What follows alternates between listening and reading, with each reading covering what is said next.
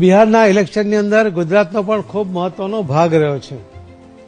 ગુજરાતના લગભગ 1150 કાર્યકર્તા જે બિહારવાસી હતા અને લગભગ 250 જેટલા કાર્યકર્તા જે સુરતના ભારતીય જનતા પાર્ટીના કાર્યકર્તા હતા અને રાજ્યના પણ વિવિધ જિલ્લાઓના પણ કાર્યકર્તાઓ એમણે પણ ત્યાં જઈને એક મહિનો સુધી મહેનત કરી છે.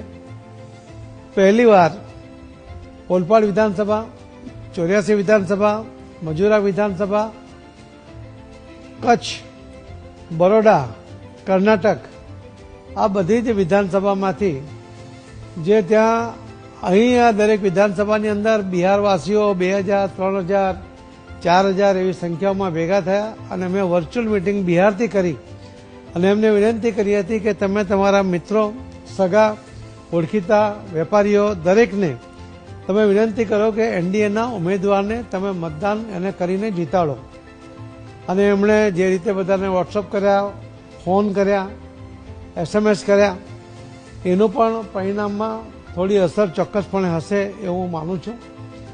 પહેલીવાર સુરતના જે વેપારીઓ ટેક્સટાઇલના જે બિહારના છે એમણે પટના આવીને ત્યાંના લગભગ 250-300 ટેક્સટાઇલના વેપારીઓ સાથેની એક મિટિંગ ખુલ્લામાં કરી અને ઓપનલી એમણે એનડીએને ટેકો જાહેર કર્યો.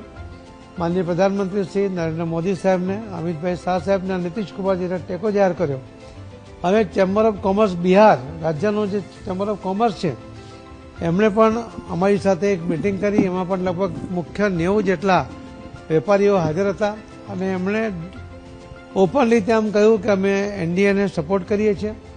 20 વર્ષના વિકાસમાં અને ડબલ એન્જિનની સરકાર પછી જે રીતે બિહારનો વિકાસ થયો છે એનો પ્રભાવ ત્યાં જોવા મળતો હતો. એમના મનમાં જે જંગલરાજનો ડર હતો એ નીકળ્યો હતો અને જંગલરાજ પાછો નહીં આવે એના માટે એ ખૂબ જાગૃત થઈને ઓપનલી બહાર આવીને નીકળ્યા હતા. હું 2015માં પણ બિહારમાં હતો ત્યારે મેં જોયું હતું કે બિહારનો કોઈ પણ વ્યક્તિ ખુલ્લેથી કંઈ પણ બોલવા માટે તૈયાર નહોતો, પણ આ વખતે બધા જ પોતાનો મત ખુલ્લા મનથી મૂકતા હતા, સ્પષ્ટપણે મૂકતા હતા અને એટલે જ દેખાતું હતું કે 160+ સીટો એનડીએની આવશે એ નક્કી હતું અને ખૂબ સારી બહુમતી સાથે આ સરકાર બનશે. માનનીય પ્રધાનમંત્રી શ્રી નરેન્દ્ર મોદી સાહેબે જે બિહારના વિકાસના પંથે લઈ જવા માટેનો અને જાતિવાદમાંથી દૂર કરવાનો જે સફળ પ્રયત્ન કર્યો છે એના માટે માનનીય પ્રધાનમંત્રી શ્રી નરેન્દ્ર મોદી સાહેબને ખૂબ ખૂબ અભિનંદન સાથે એમનો ધન્યવાદ કરીએ છીએ.